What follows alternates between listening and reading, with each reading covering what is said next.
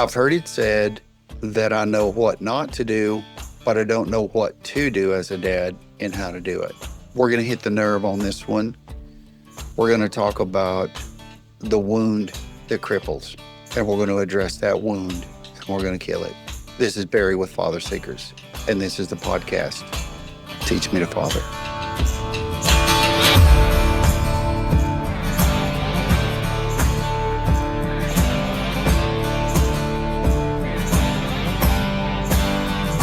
So Aaron Archer, we did not get finished. We hit a couple of nerves. And what I want to do is I want to go back because it seemed like that there was a point where we fell into this hole of observation. We were taking some significant inventory, and we were investigating some of that inventory, and actually we were interrogating it a little bit. I want to go back and interrogate it more, and then figure out a solution, bring some judgment to it. How about that? It's good to have you back too, by the way. Thank you for having me. Yeah. Pleasure to be here. Yeah. So let's jump in. Time is short. We got to hustle because we got a lot of ground to cover. We got a long way to go. That was a TV show, wasn't it? Dukes of Hazzard. No, that was Smokey and the Bandit. Anyway, I digress. So let's go back to the wound assessment thing. That really opened up the can of worms for us in our previous conversation.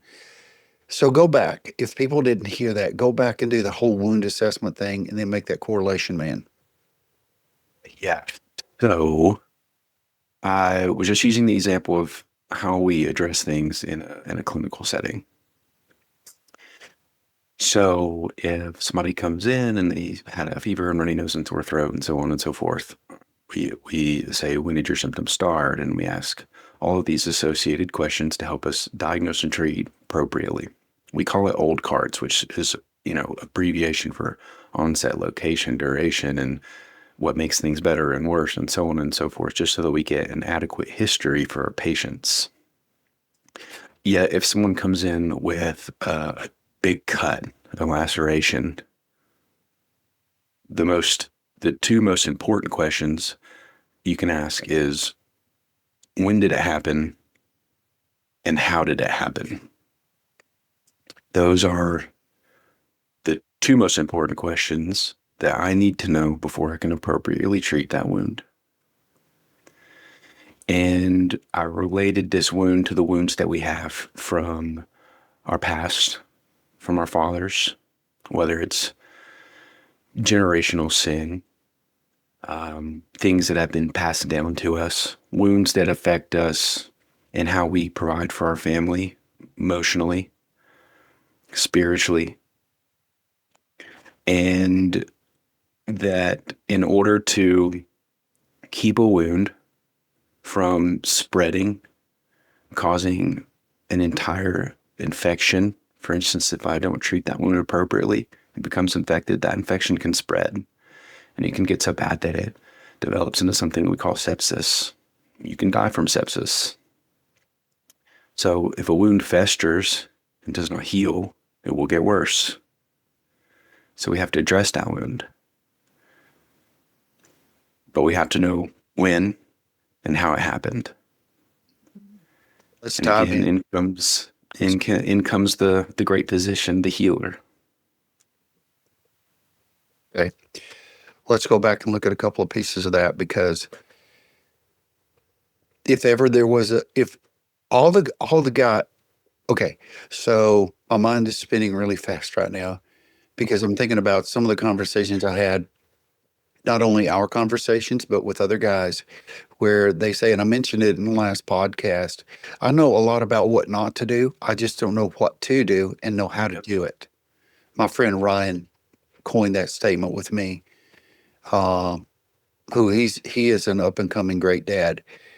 But let's work our way through this extremely slowly, because not only this right here, I think our discussion today is going to present itself medical term, present itself as a really great online course of assessing wounds. Okay. Would you join me in authoring that and putting it together? Absolutely. That's not putting you on the spot, is it? No. Okay.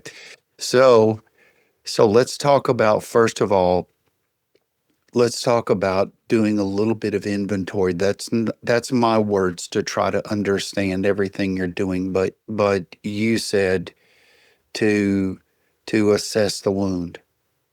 All right. Let's draw parallels in our conversation as to this whole process. I wrote, these are my words: assess wound, diagnose, dress. Before that, when and how it happened, and then the prognosis of healing that wound. All right.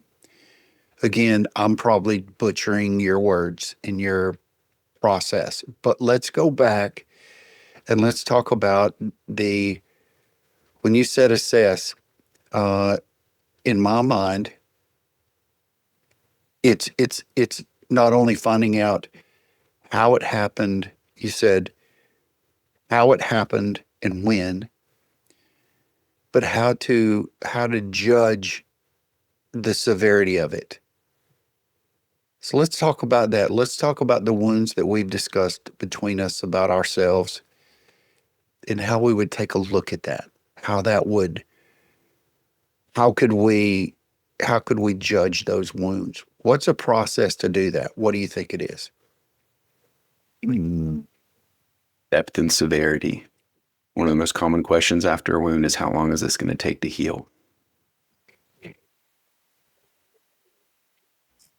You're welcome. The answer is a really, really, really long time. That's this will definitely be, this will be an online course. Yeah, Yeah. it doesn't heal overnight. Doesn't heal Yeah. overnight. Yeah. And it's going to take a minute to put this content together, but I will tell you, and I will also tell you that this will be a closed community discussion on school.com, FatherSeekers, SKOOL.com, FatherSeekers. You should have already joined. You should go now. So depth and severity and length of wound. Okay. I'm not going to take notes because I've got it in the transcript to go back, but depth, severity, and the length of healing. So let's talk about that, and let's pull our contiguous theme here of lack of presence and how that manifests itself. And let's talk about how that works in our first step there of healing. Yeah. So that's my biggest wound, I feel, in not having my father present, which has made my ultimate goal right now as a father to be present. And I think that we have got a podcast planned for another time to talk about the neurobiology and the science behind that, because it's evident. You think about the mother having all of these hormonal changes and so on and so forth during pregnancy. But there are also hormonal changes as well as actual structural changes of the brain. We're talking gray matter, white matter, the amygdala, all of these things are firing as a father. And when you look at the literature, all of these things increase and adjust and change dependent upon time spent with the child. So presence, presence, presence. So what I'm also seeing here is not only is this going to be an online course, but this would be a significant playlist. These 3 podcasts. I think the medical piece is going to turn into actually 4 podcasts in a playlist. So I'm really excited to do this work with you. So now we're talking about this issue of presence. We've assessed it. So over the long term in my life and yours, there was a significant long term. My mother had a great dad, Pop. He was a great grandpa. Your grandpa had some personal challenges as well, and it was difficult. And I think he passed early, if I remember somewhat. I mean, but you guys before he passed, you guys spent time with him, and you got some time with him to be around him and enjoy those few years before he passed. But let's talk about just a minute how these wounds are induced or imposed upon us. You mentioned in the last podcast the three chairs, which I thought was brilliant. But let's talk about how those things sort of pass down to us, and then we'll get back to the diagnosis piece. We're assessing right now. We're checking the depth so we can determine how long it's going to take to heal this wound, which I think is a brilliant question. But let's talk about how these wounds are imposed, but how we're responsible for addressing them. Now, here's my question. As I'm talking and hearing out of the last podcast and this one, I'm seeing a trend not only with myself and with you and with a lot of the guys that I talk to, but I'm seeing a trend of I know this goes back to I know what I'm not supposed to do, and I know what's there is not supposed to be there, but I don't know how to address it, and I don't know how to heal it. So let's talk about that piece. How do we address this lack of presence, which manifests in abandonment? How do we address that, and how do we look at that? I think that's tricky. I think that's going to be, I think that could definitely be dependent upon, every person's individual situation. I think as men, we think it's most important to work 80 hours a week and provide for our family. And yes, that is a very, very, very important role. But I think, again, just kind of going back to the science behind it, we know that time spent will has the time spent with your child, whether it's sitting there and asking how their day was for 15 minutes or even 5 minutes, or the rough and tumble play that you have with them when they're younger, or even as teenagers having just conversations with them. But we know that there's a direct correlation of time spent and cognitive development, their mental and emotional health, and the level of bonding that parent has with their child. So lack of bonding, I think, is part of what we're talking about here, because presence, I think when we're talking about presence, and I've done some reading, this is what you study for life and what you do in your work. So we'll speak to it in that next podcast when we talk about the physical, medical issue, the importance of father. But I think I remember one thing that I just wanted, I wanted to be affirmed, but beyond affirmation. I read a book by Gary Smalley that says the blessing. And I think as I hear more guys talk and more men, and as I understand bits and pieces about the fatherhood of God, I understand that fathers, the very best thing that they can do is to bless their sons and daughters, to bless them. And there's a way to do that. And I think that might be another podcast for us to dig into, is to how do we bless our kids? But talking about the presence piece, and we're figuring out this, we're adjudicating how this whole piece, how do we address this and how do we bring healing to it? And I'm not sure that there's a time limit we can put on it, but I certainly believe there's a way that we can address it. So let's talk about that piece and the presence piece, the father hunger piece, and how those two tie together, and how the blessing piece is the healing ointment of that. Yeah. So just like I said earlier, healing takes time. Sometimes addressing the wounds and even finding them can take time too. But for me, there was, because of that lack of presence, and again, I think in the last podcast, I referred to it as just that pat on the back or hearing, good job. I'm Certainly. proud of you. Certainly. I think those are very important words that especially a young boy needs to hear. And for me, after the time it took to start to locate some of these wounds, and this is not the only one, once you locate it again, you start to talk about the healing process. In steps Jesus, of course. But for me, it was almost this realization of, for everything my earthly father wasn't, my heavenly father is. That's very good. It's golden. My heavenly father is proud of me. That's sort of we could take the principle from scripture, not pulling it out of context and making a proof text, but we could sure take the principle out of where God says that I am that I am, meaning even in our situation, we could certainly say that I am, God says, I am the healing piece. I am your father. I am what you're missing.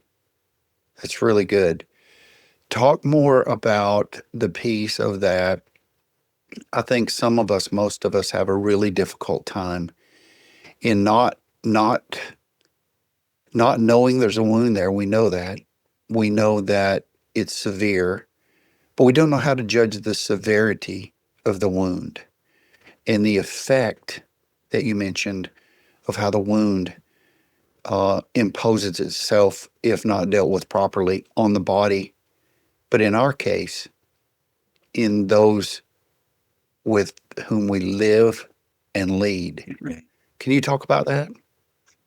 Yeah, so we'll just use an example of maybe drinking. So alcohol for me, that was one of the things I felt like was passed down to me from my father is just this almost an addiction to alcohol. I think at one point it was pretty close to an addiction. And if I, separate from severity, I would say almost it was a conviction. And once I almost felt like it was starting to be a problem, I couldn't regulate my emotions the way I wanted to. Maybe I couldn't speak the way I wanted to. And multiple other reasons, I decided that's probably just not something that I was going to do anymore. My dad was an alcoholic. It only fueled his abuse, especially on my brother and sister and my mother. So why in the world would I want to pass that down? Or why in the world would I want my daughter or even my wife to experience some of those same things? Thankfully, this is not something where there's any type of, negative abuse that happened in my family, but who's to say it wouldn't get to that point? So for me, it was a conviction over this, or maybe my dad's anger, you know. Of course, this is a daily, something I have to work on daily, but So do we all. I want to be slow to anger. So, I think that there, and we'll talk more about the generational thing in a minute, but I think that there was some definitely substance abuse coming down from both sides of our tree, like referring to myself and your mom on both sides. Our dad was similar, very similar. He was definitely an alcoholic and very abusive when he was there. So I think that we contend with that from our forefathers, and I think it certainly needs to be addressed. But I think that you've hit on a significant nerve here about the courage that it takes to not only identify it, but then to speak of it and then to address it. Because I think that some of us get frozen in time and in the wound.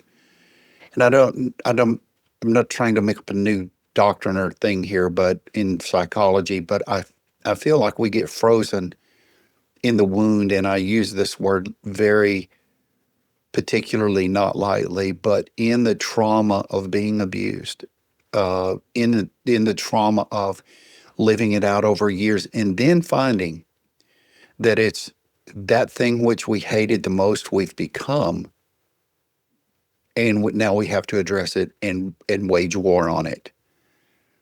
So talk about the courage that we need to address and to wage war on those things that have embedded themselves in the trauma that was imposed upon us.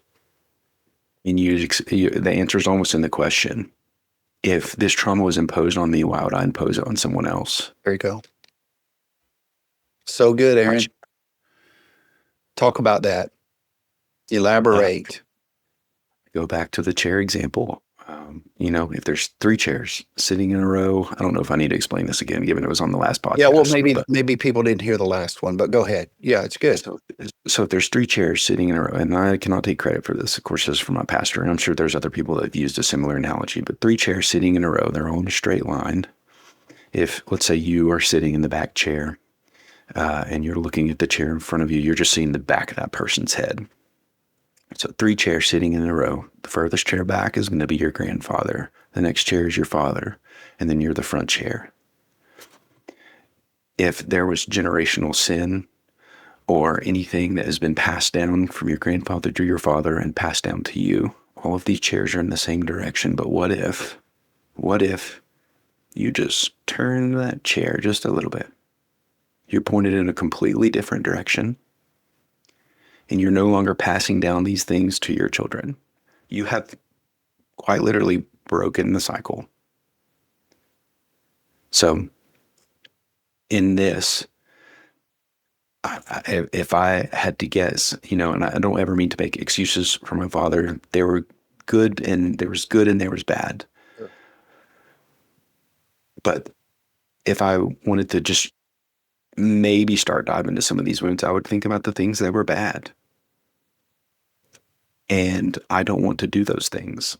I don't want to pass those things down. You said you've hit on something here that I think is important for us to address in the moment. And that's one thing that, when we're hurt and we're wounded, it's easy to cast stones, and it's easy to blame and shame those who hurt us, to have negative words and hatred for them, which I think a lot of men get stuck in. That's why they act reactive fathering kicks in. But I'm gonna share about my dad, then I want you to share about yours. I didn't do this until after I stood over my dad's casket, and I said, nobody was around. It was just me and his shell left in a room in a casket, open casket. And I said to him, I've done everything possible that I could to reach out to you and make a relationship with you. And I did my best. And I love you. And I just left all that there. But with that, I began to try to find some good things about him. And I did. I found lots of good things about my dad. And as I began to investigate those good things about my dad, then I began to realize that there is parts of men who want to do good, but they just can't. But they're still responsible for their actions, regardless. We're all responsible for our actions, all of us, regardless of where we've come or how severe things have been in our raising. Now, I subject that comment to a very general sense and not, we can seek and dig out some very weird cases where absolutely people have been abused over a period of time in their lives, and they have no other option but to just be evil. yet they're still responsible for their actions. So I'm not talking about that. I'm talking about, in a very general sense, maybe finding some good things about your dad. Share with me some of those things about your dad and how, and encourage guys who are listening in how they could find maybe some good things in their dad who abandoned or left them. Yeah. So I just want to kind of reiterate what you said. That, basically some of those fathers don't know how to do the good things or don't know how to love. And I think, of course, no way to prove this, but just anecdotally for my father, it's probably because his father didn't know how to love. But if I had to, and I know that my father loved me. But if I had to pick some of the good things, I would say he was definitely a jokester. He was always trying to be funny, and he's pretty good at it. He's really good. To the point to where if you were talking about something serious, he would just turn it into a joke, which could be a fault, but he was always funny. He's great at cooking. He loved cooking. He loved sports. He's great at golf. And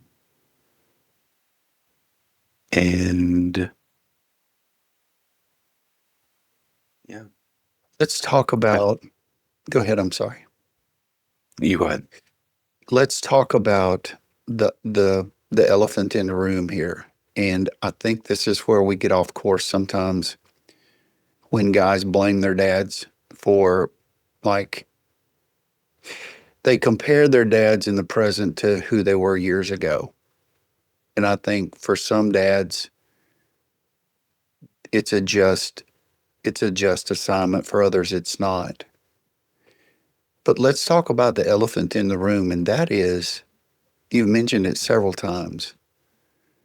A man's relationship with Christ will totally revolutionize how he lives his life and how he affects the lives of others around him. I don't know my dad's heart when he passed. I don't. I hope that he made things right. I hope, like, here's an example of a thing I found good that I have hope that he did.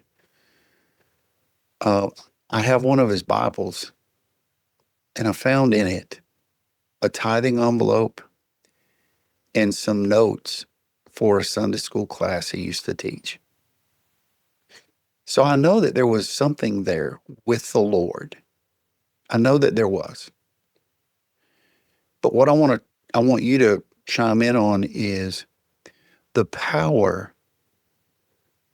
of the Lord through salvation and healing, sanctification, how he can change a man's life and make him brand new and make him a good dad. Talk about that. Yeah, I mean, I think ultimately that was me. I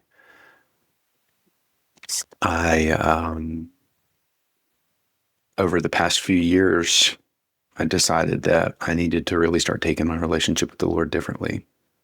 I think that the Lord desires that intimate relationship.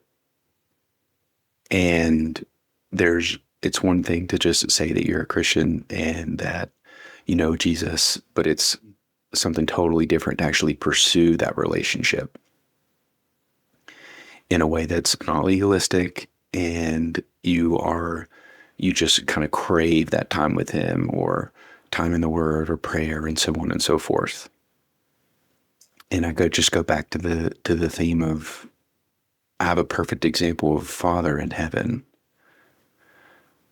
And these are all the qualities that I want my daughter to know in me because of him.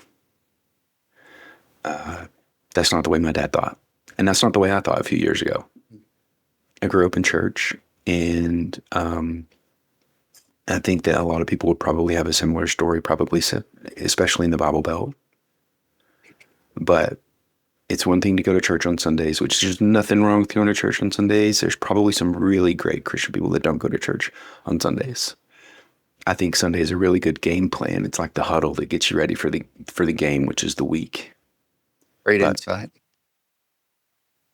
but there's one thing to genuinely pursue that relationship and make changes in your life based off the wisdom that you get from our Heavenly Father.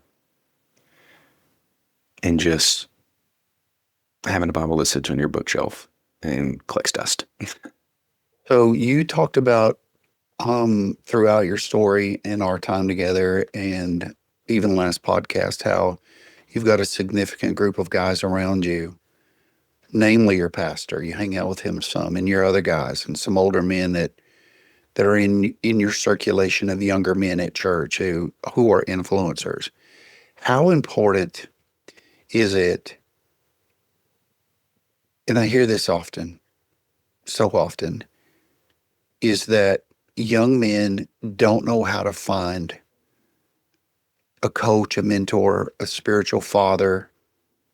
They don't know how to even begin to pursue that. Or two things. One, they don't know how to pursue it. And two, they don't have the wherewithal inside them to do it because they're afraid of rejection and abandonment again. Talk about that.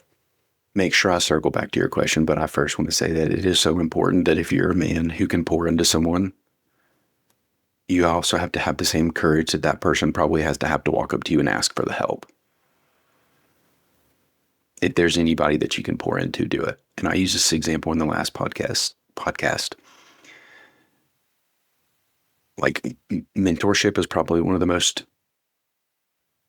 revolutionary aspects of my spiritual walk with the Lord over the past few years. Having someone to walk with you through the hard seasons is so important. Having somebody who's made mistakes and wants you to learn from those mistakes and do things differently is so important. And if you could picture someone in your head, maybe that you're thinking about asking to be your mentor, or just somebody that you think highly of, like, man, that guy, he knows scripture really well. And he just seems like he's always really just, I'm sure he's got a great prayer life. I love to see him worshiping on Sunday. His hands are just so high in the air. Somebody you just think is spiritually strong or has spiritual wisdom. I can guarantee you that person has a mentor. Guarantee you. I can guarantee you that your pastor, if he's rightly dividing the word and preaching from the Bible and not taking away or adding to it, that person has a mentor. It is a part of your spiritual walk. Yes, and I think that the further we get along in our lives, especially as young fathers and old fathers and grandpas, we need those men in our life. Let's jump forward here because you're dumping a lot of wisdom right now, and we're going to get sidetracked. So, very good. Easy to do. You're a wise man. So, we've talked about the wound assessment, the depth. When did it happen? How did it happen? We've touched on a little bit of the generational curses, how things are passed down, and I use that term lightly because it has a lot of broad definition. But let's talk about the spiritual implications of things that our fathers passed on to us, and let's also talk about. I think that we talk a lot about, in some circles, generational curses, but we don't talk about the responsibility of neural pathways and epigenetics. In other words, how we're taught to respond in the environment of our home, but certainly how the enemy comes in and influences that treatment, those wounds, those misunderstandings, and those horrible pathways. That's a lot there. Jump on that and tell me what your thoughts are. Well, I guess I would ask that you just kind of point me a little bit there, just because I don't want us to get any more sidetracked than we already got there for a little bit. I don't want us to get stuck in our assessment of our wounds. I don't want us to get stuck in shame, blame, and contempt of blaming Yes. ourselves, blaming other people, blaming our mom for being a jerk, blaming our dad for leaving, blaming God for letting it happen. I don't want to that's not what I'm talking about. I'm talking about epigenetics and how our atmospheric and environmental influences have created neural pathways, have created responses, Pavlov's dog's responses. But I also want to talk about the influence of evil in the wound, through the wound of the whole house, the mom, the siblings, the absence of father. Is that better? Yeah. Good. Yes. Still a lot to unpack, so keep me on track if I veer off. But I think one of the most important things you said is about that wound and whose fault it was. I think most important, again, we have to address the fact that like your wounds are not your fault. Jesus did not want those wounds for you, but he is there to heal them. And when we could break into epigenetics, if for those of you that don't know, that is actually things that are passed down generation wise. So on a cellular level, epigenetics are things that are passed down from your grandfather to your father to you, whether that be something like diabetes, or even if they smoked, that increases the incidence of you having lung problems, even if you never smoked. Whether it's addiction or like alcohol consumption, there's a plethora of things that I haven't scratched the surface on that are passed down through epigenetics. That still doesn't mean that with the right work and the right addressing and noting how and when some of these wounds have occurred, again, that's one of the most important aspects. It doesn't mean that the healing can't take place. But as you're mentioning, those things will that wound can grow and fester and get worse and spill over into other areas of your life. Let's say I hadn't addressed like drinking. That could have grown into something where it had become a full-fledged addiction. And I follow the same steps that my father did, which ultimately would have destroyed my relationship with my children. It could have destroyed my relationship with my wife, and ultimately ended in physical and emotional abuse and trauma that's passed down from my generation to hers, And loss of probably job. the next. Loss of job in your field. Yeah, Right. many things. Talk about how, and we underestimate this because this is a hypothesis for me, is I think that because of father hunger, it creates several things, but one of the things that it creates is father anger, both earthly and against God. I'm angry at God. Why did he let this happen? So there's a division or separation from, because scripture says that we're created in God's image, and it also says in Ecclesiastes 3:11 that God himself has placed eternity in our hearts. So there's this desire to know who God is, but if we're rejecting and ignoring him because we're angry at our father, and we're earthly father, and we're angry at him for letting it happen, then certainly that's where evil has influenced. And I think certainly that's sort of what happened in the garden. Can you talk about the influence of evil on in specifics on how we view God, and how there's a separation there through the wound, the trauma, the hurt, the pain, but how evil and the enemy come in and try to separate us from God? Yeah, I mean, the enemy's going to take the wound and run with it. The enemy's going to do whatever the enemy can to distract you from your relationship with the Lord. So, I mean, ultimately, I think that would look totally different for each person depending upon their wound. I mean, you know my story, and I don't ever mean to sound preachy with the drinking thing. I don't think that there's anything explicit in the Bible that says you can never have a sip of alcohol. I think it says, don't be drunk, instead be filled with the Holy Spirit. This is a personal conviction for me. If you have a conviction for you and it's from the Lord, I'm not going to judge you on it. But I do think that for me, that is something that the enemy was 100% taking and running with. Just as much he was taking and running with my self-doubt and my lack of confidence and all these other aspects that had been spilled over from me just not having it. We'll go back to the pat on the back, or you're doing great, I'm proud of you. These things that I never really heard from my father. And yes, I heard them from other things, and they were just as important from those people. And I don't want to take away from the people that did tell me that. But I still, to this day, would have loved to hear that from my father before he passed away, in his brokenness, in his addictions that were still there, that ultimately led to his very poor health and depression. And he died that way. So I don't want that for my children. I don't want that for me. I don't want that for my wife. And you talk about trauma and using the term trauma lightly. I think is an important term to use. The trauma I experienced was different from the trauma that my brother and sister experienced, but they experienced that trauma from the same person. Certainly. There is no level on trauma. There's no gauge on trauma.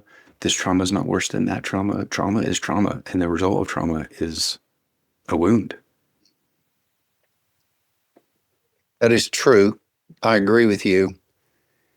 I don't, I think in our culture, there are terms that are thrown around. And I feel like that trauma is one of those that is just used loosely to Sure. just appeal. We're talking about the trauma in the background music playing in this podcast is your work and what you do vocationally and how you assess trauma and how those things will certainly impact every part of your life. You mentioned, and let's go back to this sort of, we're heading home to land. You talked about, of course, assessing the wound, diagnosing that kind of thing. But let's talk about now. I think I'm using the right word. Correct me if I'm wrong, but the prognosis of what do we do now? We're assessed, we're addressed, we're medicated. What do we do going forward to heal so that there's just a bit of a scar to remind us where we've come from? So most important would be that, let's say that wound's been sutured and closed with stitches. And it's in an area that's really easy for it to get opened back up. It's super important that you're not going to do anything that's going to split that wound right back open. So good. So I think that is, again, going to look really different for other people. And I would have to have an example of said person wound for me to explain that a little bit differently. But if mine's anger and I don't want to be angry at my children and I want a controlled temper, I want to be slow to anger. If I feel that rising, instead of taking that out on my wife or that situation, or thankfully I haven't done this, but we'll just say using the example of putting a hole in the wall, I'm going to set those things down. I'm going to walk to the other room and I'm going to do something else to get my mind off of whatever it is that made me angry until I realize that that is so minuscule in the grand scheme of things. So on and so forth. Again, it's hard to provide an example of what that would be for any person, but you do not want to split that wound back open because then you're right back where you started. I'm with you. So I think the important piece is that the recognition, what I'm hearing you say is that with each wound, there's a recognition of severity and there's a recognition of the process of healing that's required to resolve that. And what we have to do is to be totally aware of our wound. And then it's going to take a little bit time. It's going to take time for it to completely heal to where you don't have to worry about ripping it back open again. I think just this has got to be a large part of this online course we're doing is this piece here of processing and healing. And even though it looks like it's healed on the surface and it may feel good, there's going to be a moment where that's tested, or you're going to bump it. Or so let's land, and let's talk about, and you've mentioned this, I cannot tell you how many times in this podcast, almost as much as you've mentioned presence, but the importance of having accountable, godly influencers around you, and also being in a group of younger, similar, like-minded men that you do life with. Talk about the importance of both those, because those are two different things. You and Abby lead a Bible study of young couples. That's an accountability piece. But there's also these older men in your pastor who are influential in your life. Talk about the importance and the requirement of that to bring complete and total healing. I would say, how do you expect to heal your wound on your own? You can't.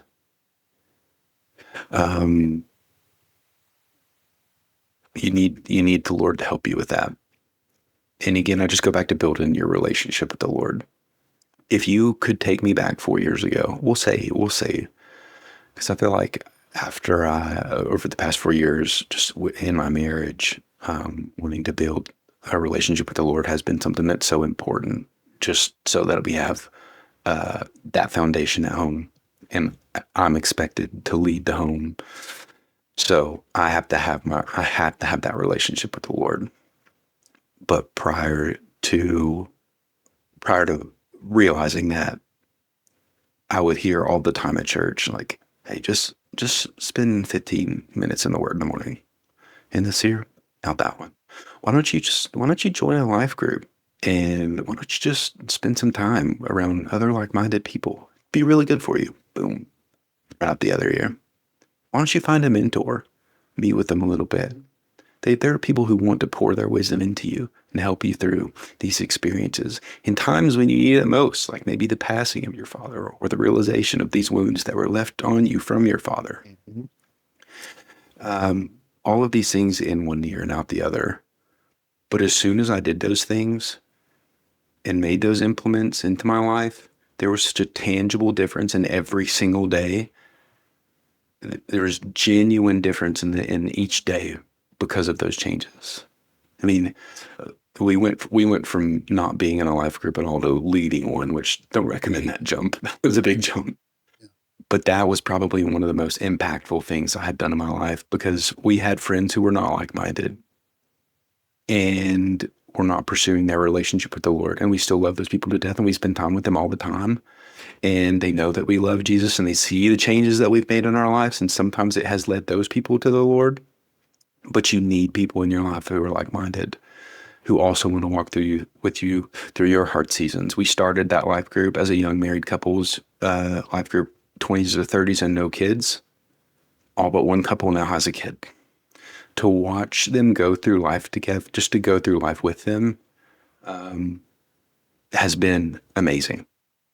And then, of course, having a mentor, having these people at my church that pour into me, having you to pour into me and help me break these things down and address these wounds, and just men who have been fathers, and I haven't.